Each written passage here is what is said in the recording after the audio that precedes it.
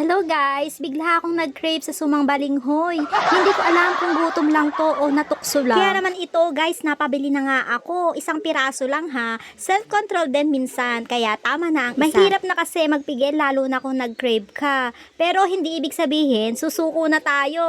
Konting control lang para walang guilt. Tuloy pa rin ang goal. FYI lang guys, medyo malaki nga pala tong suman. So baka nasa around 180 to 250 calories na to. Pero pasok pa rin. Estimate lang yan. Huwag masyadong kabahan. O diba, kailangan talagang bilang ang kinakain. Mahirap na kasi baka mapasobra. Kasi pag lumampas tayo sa ating calorie intake, nagiging calorie surplus na yan na pwede magdulot ng weight gain. Kaya hanggat kaya, control lang para steady ang progress. Masarap pala sana to i-partner sa kape. Kaso sobrang init ngayon. Baka imbes na ma-enjoy ko, lalo lang akong pagpawisan. Kaya tubig muna tayo, feeling healthy kahit may suman. Yung totoo guys, mahirap talaga umiiwas lalo na kapag nagkikrave ka. Parang utak mo na mismo ang nangunguli. Pero hindi ibig sabihin susuko na tayo. Kain lang, huwag lang ilang pirasong suman. Ay hala, kapag nakailang pirasong suman ka, parang naglib bigla ang diet mo. Be right back daw, bukas na ulit. Hala, huwag ganun. Sayang naman pinaghirapan natin. Tapos babawiin lang pala ng suman.